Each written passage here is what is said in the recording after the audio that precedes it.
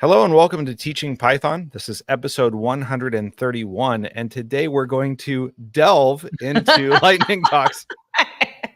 My name's Sean Tiver. I'm a coder who teaches. And my name's Kelly Schuster Paredes, and I'm a teacher who codes. You're too funny. Literally, right before we started, Kelly told me I need to stop using the word delve because it irritates her. So, of course, I tried to work it right into the title. I love it. Well, Never a dull moment with you. No, I mean, honestly, like it's with us working in two different places all the time and just, keeping up with the podcast and not getting to spend as much time together as we used to. It's fun to like poke the bear just a little bit and have some fun with you.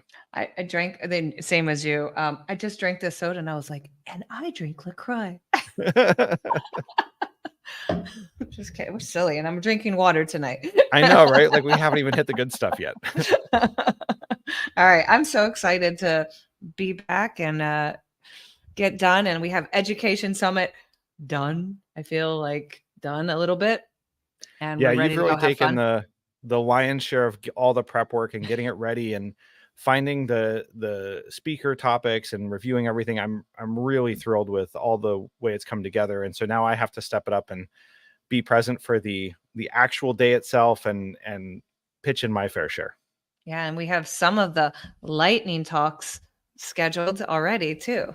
Nice. Well, let's talk about this. This is the topic of the day for us because as this is now PyCon season, like we're right there, we're ready to go. This was something that I didn't really know about or wasn't really aware of lightning talks before we went to our first PyCon way back in 2019, I think it was in Cleveland. And so a lightning talk, just to define it for everyone, is a short 5-minute talk by a presenter. And usually you sign up for it the day that you're giving it, maybe even an hour before you're giving it, or 20 minutes. So it's incredibly impromptu. It is the expectations for production value are very low. But yet I've seen some of the most amazing ideas come from lightning talks at PyCon and at other venues. And of course, we're going to be doing them at the Education Summit. But you had this brilliant idea of why not bring those into the classroom? 100%. And you know what? We've done them, and I think every teacher is going to be like, "Oh yeah, I do lightning talks in some way, shape, form." It happens, and we're going to talk about those later on in the show. But I was like, we can just call them lightning talks in class, and we could just use the terminology that's out there in the professional world. And having seen it in the schedule for PyCon and PyCon Ed, it was just like so like, oh yes, lightning talks. Yeah, so we've used these, especially around projects, I think are a really great opportunity. But you can also use this to help encapsulate research. You can use it to help students communicate ideas. You can use it even just to get people more comfortable with public speaking, which is pretty amazing too. And so the topic sometimes matters a ton, and other times it doesn't matter at all. It's the format that drives a lot of this excitement and enthusiasm that I really like. 100%. And I think going back just to the summit, for the Ed Summit particularly, I think it's just like this great opportunity because we only have time for 5 extended talks, and those are short talks as it is. But we can probably add in a couple more, 5, 8 lightning talks, even more. And that's just like this really great opportunity to um, get some quick, efficient knowledge out there. Like, here, this is who I am. Here's what I do. Here's my thoughts, and thank you very much. And it's exciting times. I like the lightning talks. Yeah, it's really become one of my favorite things to look forward to at PyCon. And I love it at the Education Summit because it's even more relevant, right? Like it's something that I don't get to hear other teachers, other educators talk about their ideas or something that they're passionate about on an everyday basis. So especially not in the realm of computer science or Python. So it's phenomenal, and I can't say enough good things about it. 100%. So I guess we kind of started talking about the topic. We defined the purpose of Lightning Talks, talk about Education Summit. A couple of other benefits. What I like about Lightning Talks and Ed Summit is just this networking ability. when you get up on a stage for 5 minutes and you say something that's pretty cool or interesting, you have this person in the audience going, I'm going to talk to that person, or I know that person's name, and oh, I feel the same way. And you get this engagement, this networking ability. And so you don't really know who your, what is it, birds of the feathers, you don't know who those people are right away. And these lightning talks really help with that. I agree. I mean, so let's talk a little bit about the lightning talk itself and what makes it a lightning talk. So we talked a little bit about the time constraint, right? It can only be 5 minutes. And of course, like anything else, it's kind of arbitrary. You could make it 7 minutes, you could make it 3 minutes, whatever you want, but 5 minutes seems to work really well, right? The second thing that's critical is that it should be one idea. For 5 minutes, you don't have time to communicate more than one idea. So you're trying to think a lot about, what am I trying to share with that idea? And then the third thing is that you are not thinking about what the audience wants to hear during a lightning talk. You have basically that day or that hour to prepare it. You're not doing anything to try to tailor that message to the audience. This is really just about something that you are personally passionate about, interested in, about, excited to share with everyone. And that enthusiasm becomes infectious and it gets people to engage with you. So I've always thought of lightning talks as the ultimate example of, if you can just reach one person in the audience and have them go, wow, that's cool, because they think it's cool and you think it's cool, then you make that connection afterwards. Like, that's the perfect lightning talk. You don't need to win over the entire crowd. You could have half of them checking their email or writing code or whatever, it doesn't matter. But if you get one of them going, that's awesome, and I want to talk to Kelly about it afterwards, you've won the lightning talk, right? Like, that's amazing. And let's face it, they're teachers, right? So they're Yep. all on something else. Yep. Writing notes, getting on their phones, grading possibly. So yeah, they're just great fun. Yeah, I don't know what else you can say about them. Yeah, I think let's talk about how you would do this in the classroom, though. Like, Oh, what well, are some yeah. of one of the benefits there? So as we bring this idea from the conference venue where everyone's there and they're immersed in the conference and they're excited about it into the classroom, what have you, or how have you brought that in? Like, how do you set the context for that first? Or when do you come in and say, today's the day for lightning talks? So I actually use these a lot. And I use them for different things. So I used to use it a lot during when I taught Legos. We actually had the class of teaching Legos, and we had to do the next big thing. And it was almost like the elevator pitch. And that was the original assignment, that you have 5 minutes. You have to pitch your robot, and you have to go in there and try to win the bid for the $1 million or $2 million from the investors. And so the kids had to go in there and really get the information, the key points of this robot that they built, why it's the next best thing, and why we should be giving our money to invest in it. So in theory, that was a lightning talk. It was a 5 minute, very focused. It was precise. It was showing their understanding of the bot, and it just like really got to the point. So I've used it for that. I use it a lot for peer sessions and peer review sessions in coding. I like to call it like lightning talks and peer reviews, I guess. But they've got 5 minutes to level up. I always tell them, level up. Don't pick your friends because your friends think the same as you. So you have 5 minutes to talk about your problem, talk about your idea, go through like where you want to go with an app or where you want to go with this code, and just get in there and try to figure out the most that you can in 5 minutes. So in theory, a lightning talk, right? Yeah. And what I really like about this is it's not just I don't know, like, how to say this. It's not just what they're presenting. It's the fact that it makes it really accessible for kids. So if you told them they had to give a 15-minute presentation on something and they had 3 weeks to prepare for it, the amount of stress and anxiety that just like seeps from their pores while they're doing this, or as they're prepping for it, you can just watch them like, crushing themselves under their own stress about this presentation they have to do. They built it up so big in their mind. Mhm. And then what happens is you do this lightning talk, and we're going to do lightning talks, and Yeah. you're going to go sometime today. It's going to be 5 minutes. You just have to present your one idea or your one question or your thought process for what you want to build. And suddenly that becomes achievable.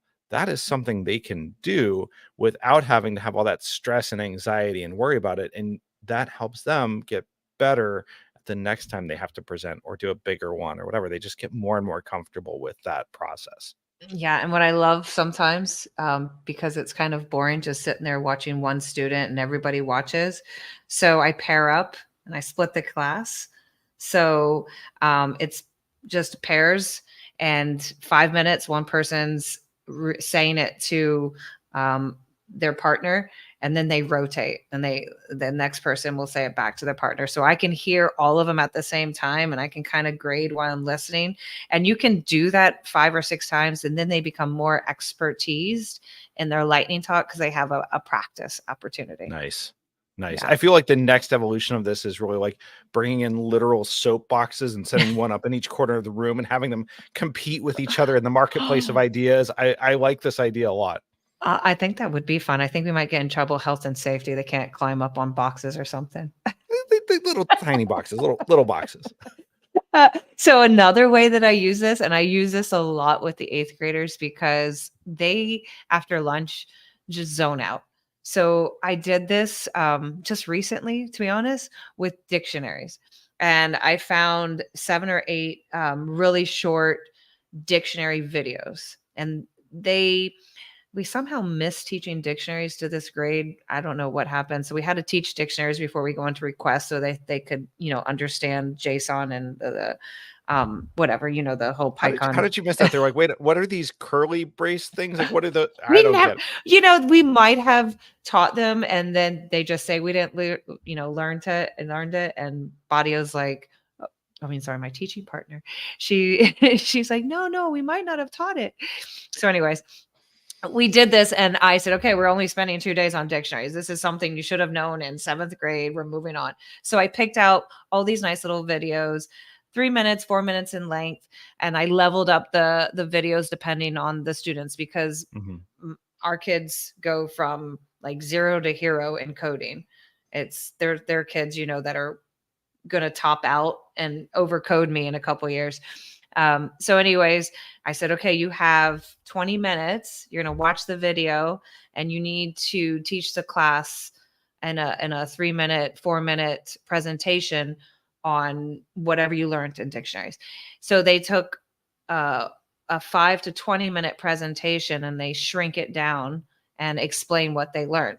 And so everyone gets a little bit of the same information. Some get a little bit more, and it really helps them to try to piecemeal what they just learned. So it's like these introduction of new topics. It really works well, and it like engages the students and gets them into like deeper exploration of the idea.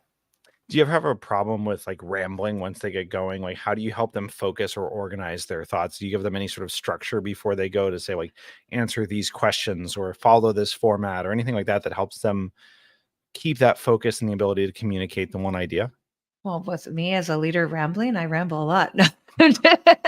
So on the new topics, no, we do set a timer so that we can get through.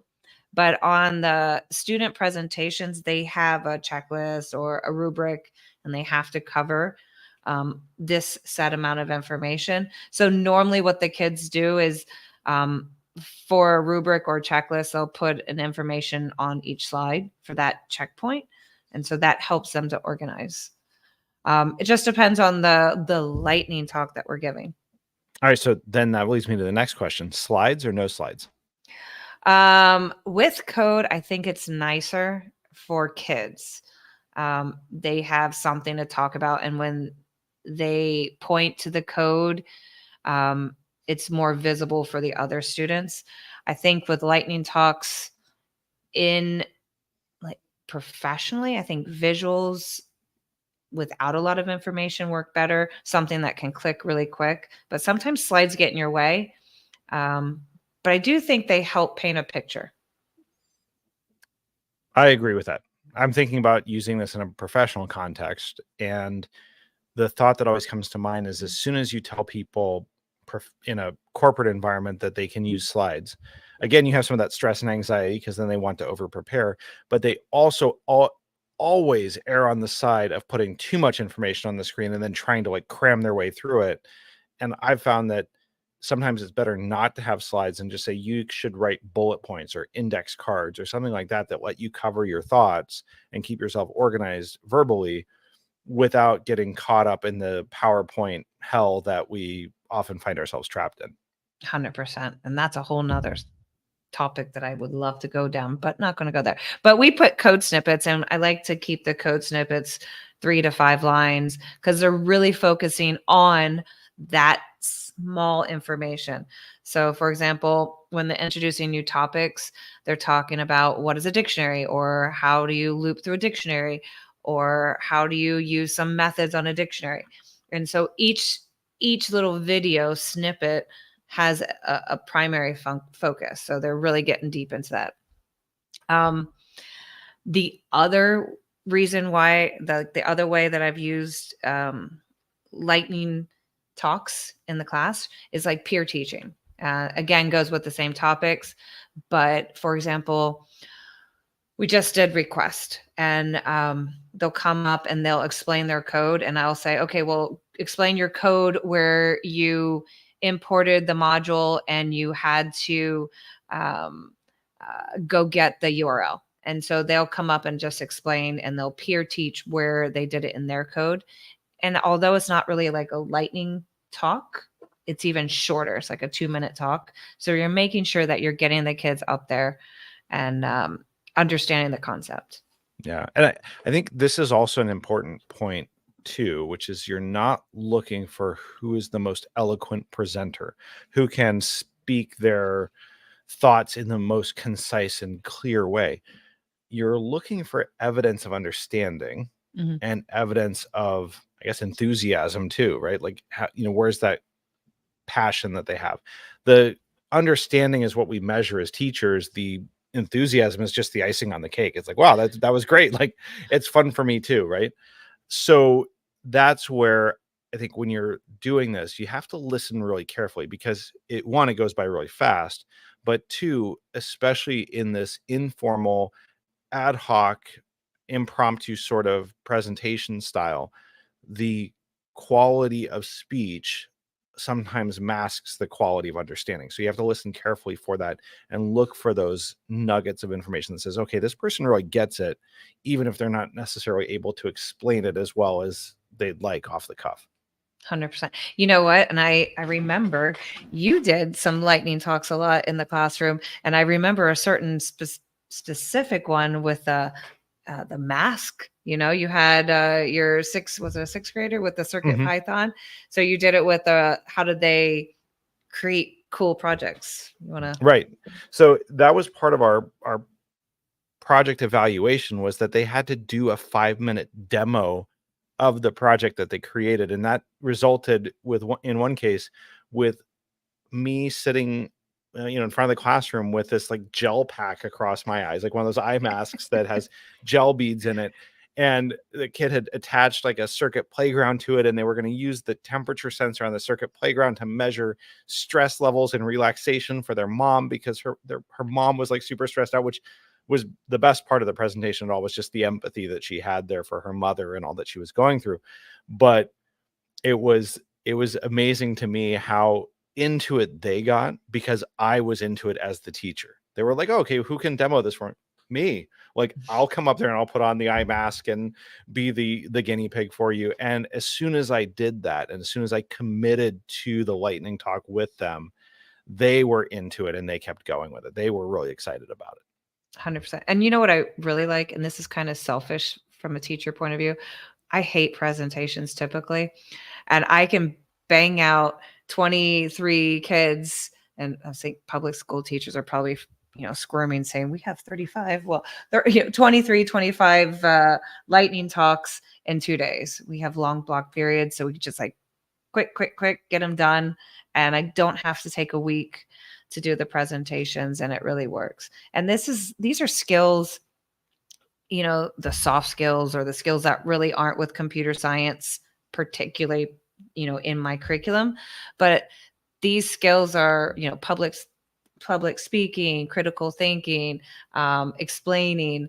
I know that is something difficult sometimes. And how do we explain it succinctly? And how do we explain it clearly?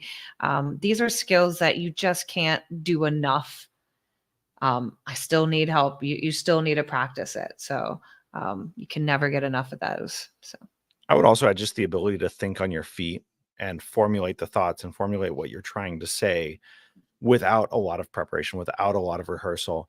And the first couple of times you do this, it's going to be terrible, right? Like it's not going to be good. You're going to ramble. It's going to go over time, but you get better at it as you practice it, as you do it more. And I think I always tell teacher friends of mine that ask me like, how's it going, in the real world? I'm like, first of all, school is the real world. Don't let anyone tell you differently. Right.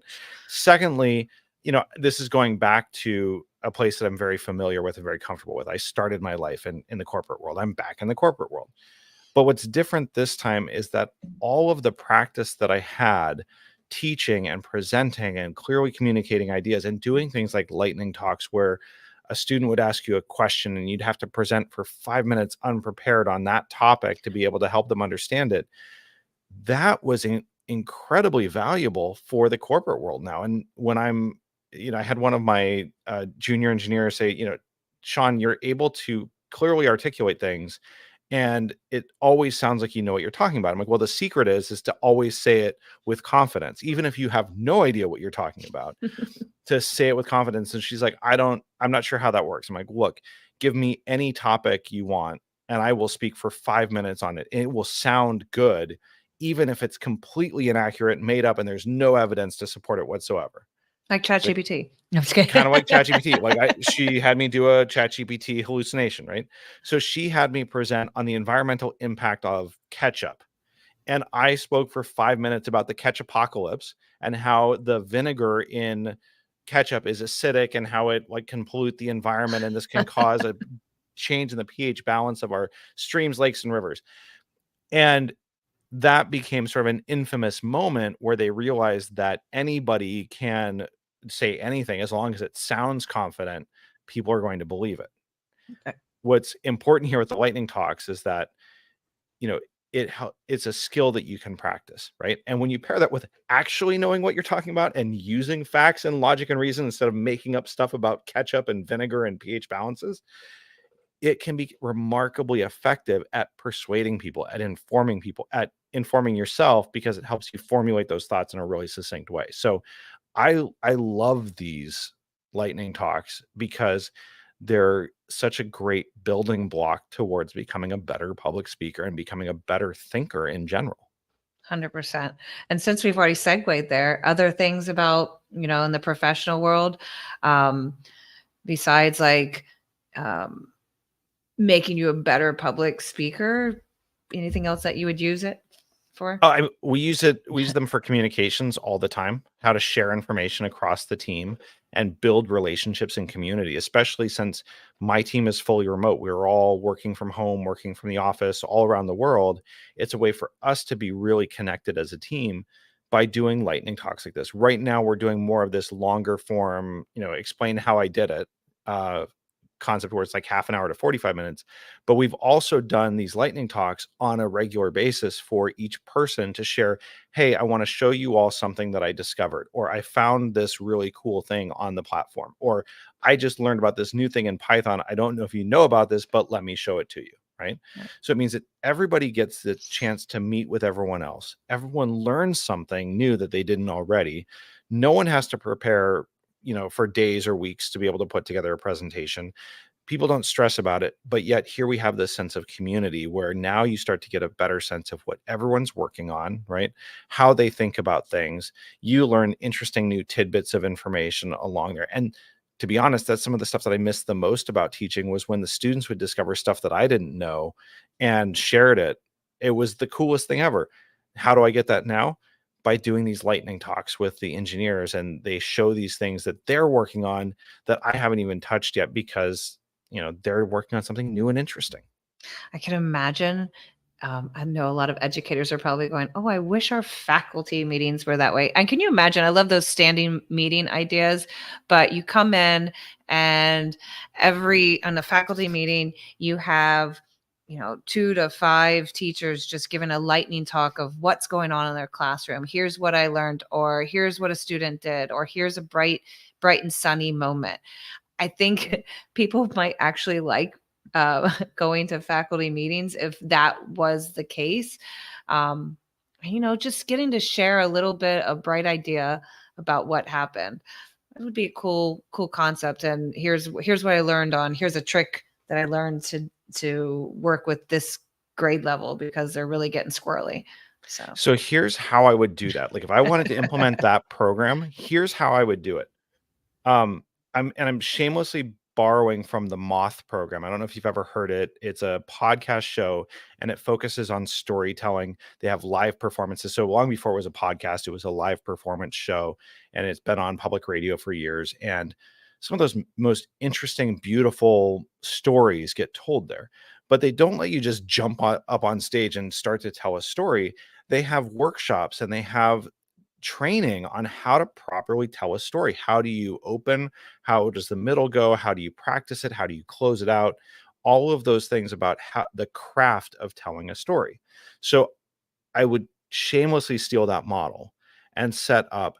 We're going to start doing lightning talks. But in order to give a lightning talk, you have to come to my workshop first. So I'm going to give you a workshop on how to do a lightning talk, how to practice it, how to prepare it, like in the 10 minutes you have before you're ready. But this way you can cover what makes a good lightning talk, what are the rules for it, are you allowed to interrupt and ask questions? No, right? Like all of those things that make it a really good lightning talk. And then I'd probably introduce it as either a portion of another meeting, like we have these 3 people lined up for lightning talks today at the end of the faculty meeting, or do it as a lunchtime activity. Like, hey, we're going to do a lunchtime lightning talks round every other Friday and have people come in.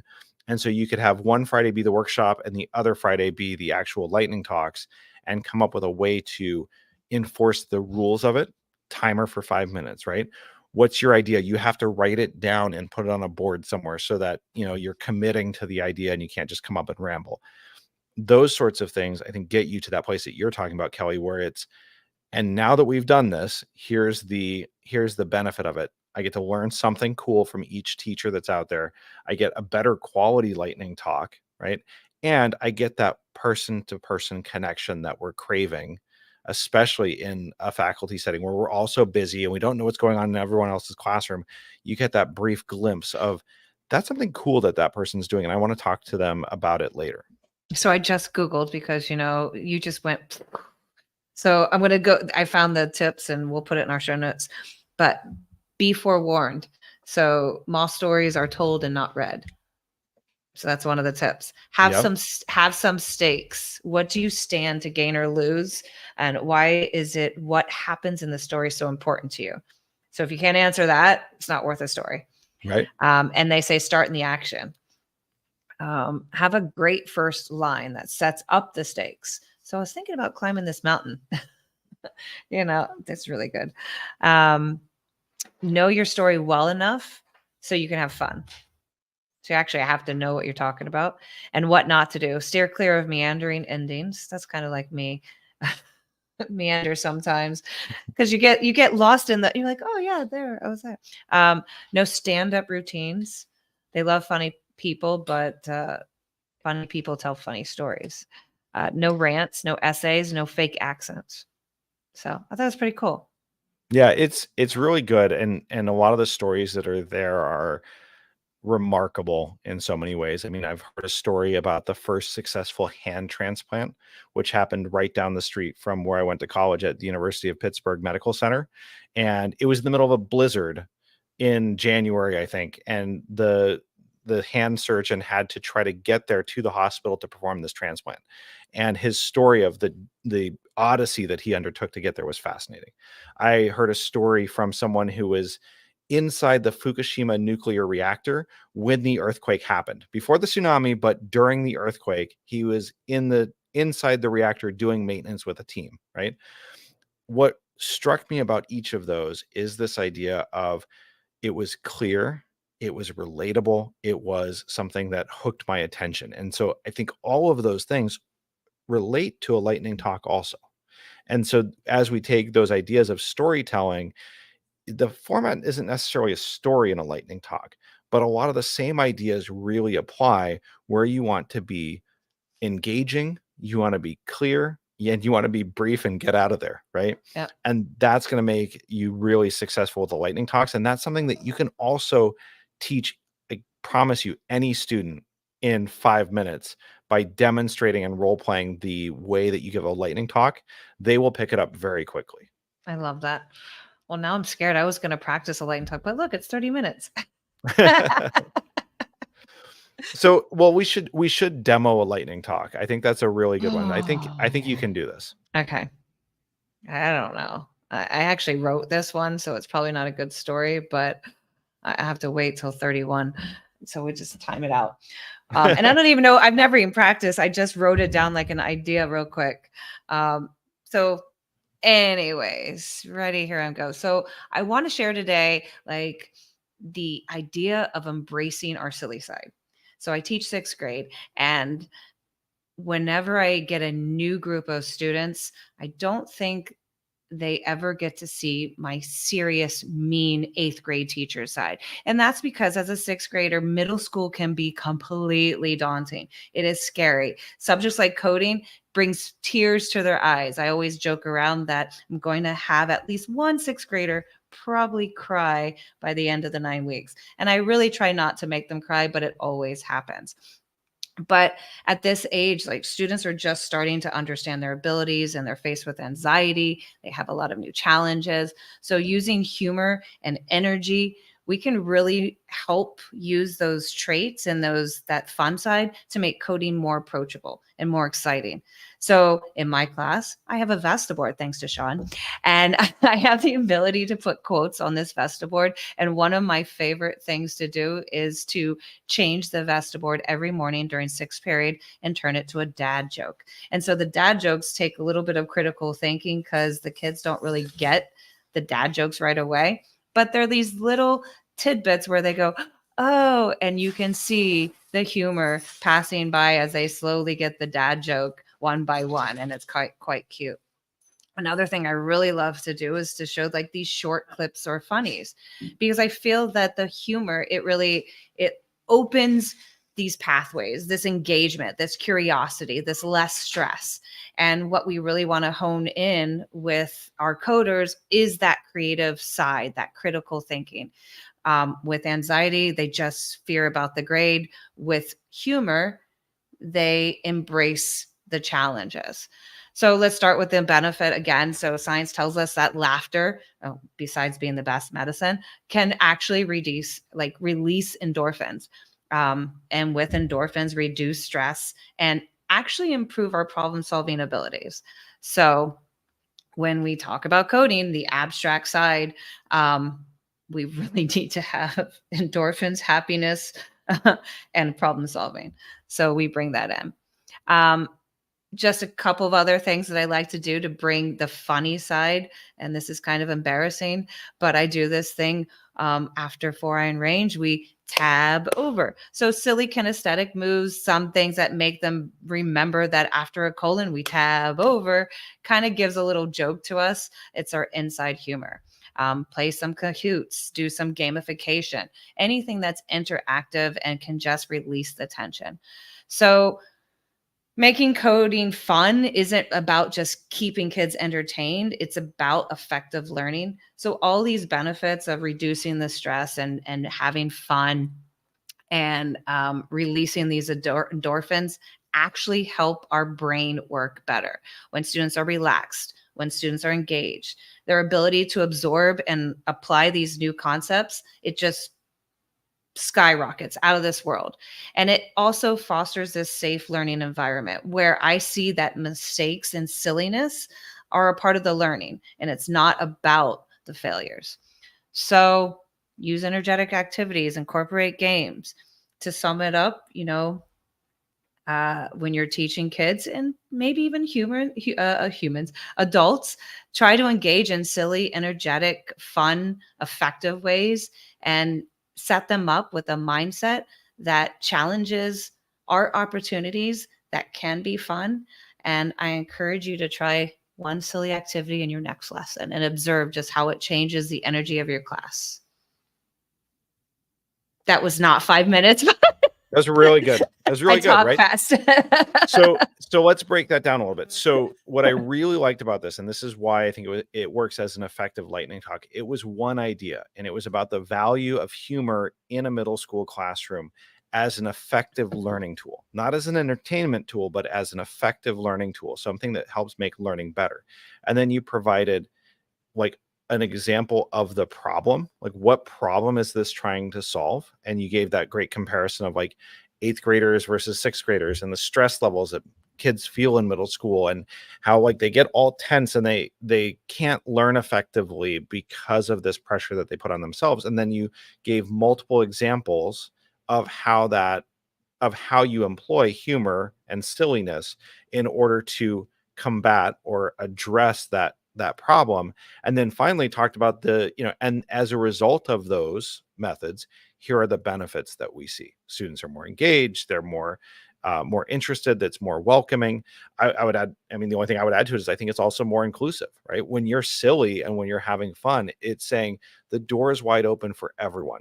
Everyone can be silly, everyone can be fun. Come on in, do some coding with us, and it makes it much better for people. So you have all of those together, and then you had that great closing too, which basically said, hey, why don't you give this a try? Right? It doesn't cost you anything. It doesn't, it's not going to hurt anything. It can also work in other environments too, but give it a try in your classroom today. Yeah, you're such a great listener. I didn't even take any notes. And that's, again, also one of the great things about the lightning talk. I mean, when you're doing 23 of them, you have to take notes. Like, it's Yeah. critical that you write down who said what and when, so that you can keep it all straight, especially if you're grading. But the nice thing about lightning talks is that they go by quickly, right? And you can keep it all in your own head without having to take pages of notes on it. You might have a few quick ideas from it that you can follow up on later, but it's very digestible. It is. And you know what? They're fun. They kind of make you smile when the kids are on a timer and they're like, so definitely put a timer for them in front of them. It kind of helps. So turn your computer around. And I think now with the moth, you could probably write a good rubric with some of the tips, and maybe you call them moth talks. I don't know. Yeah. Yeah. I mean, I definitely like storytelling as well. And I think it has a slightly different place in, Mhm. kind of your stable of tools that you can use. But I also think that once you have a good idea and it's something that you care about, that you think is worth sharing, the rest of it all falls into place, right? So some people start with the hook, some people start with the problem, some people start with the really cool thing that they just love and they build everything else there. I've had hooks. I think my best hook I ever did was, um, I think my wife is trying to kill me on my birthday, and I had everyone's attention, right? The other one that I haven't used yet, but I have another one, which is I want to tell you about the line of code that cost 5 figures in cloud costs, right?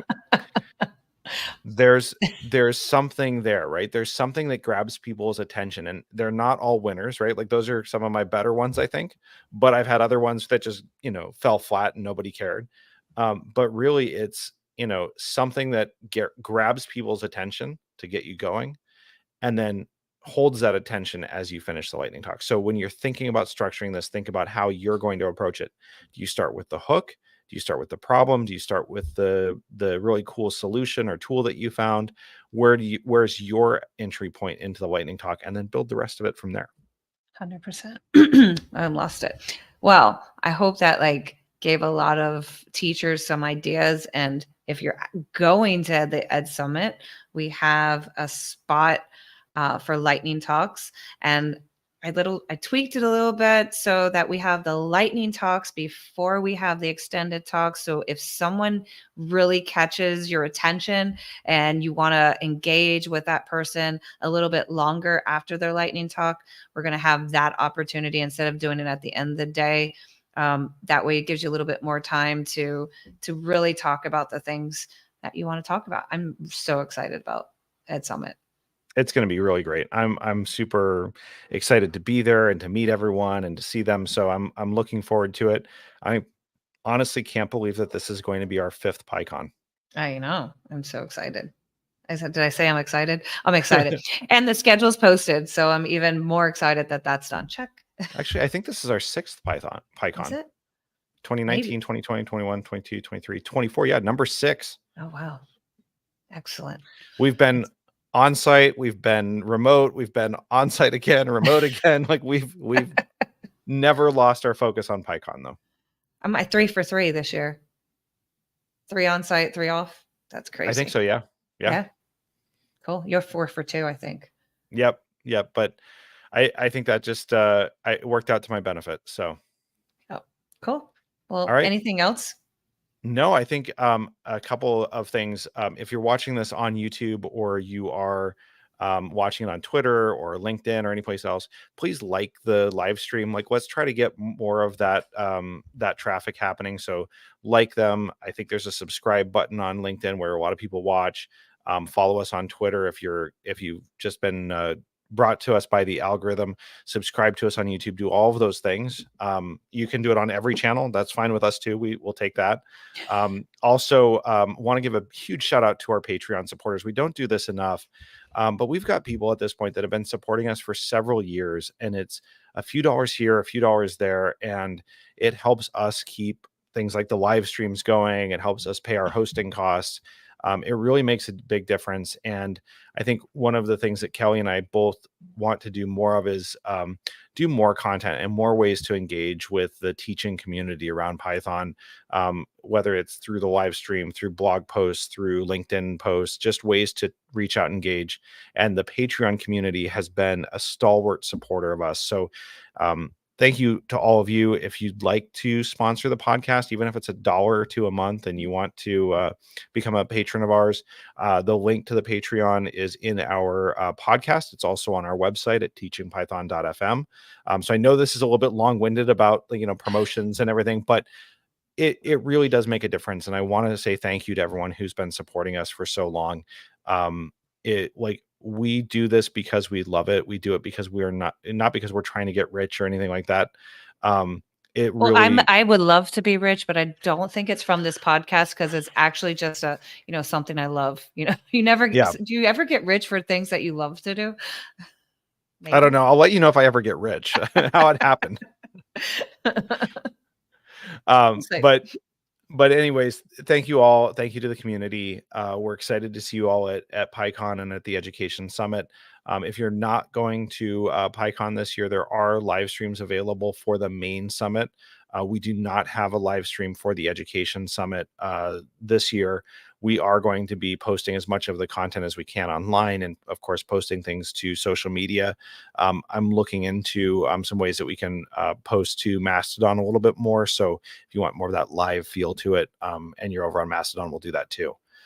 So I think that's it from my side. Yeah. And if you're at PyCon and you see us and you recognize us and just come say hi and just let us know that you're a listener. And it really means a lot to us to make connections with or faces with connections. So come and see us.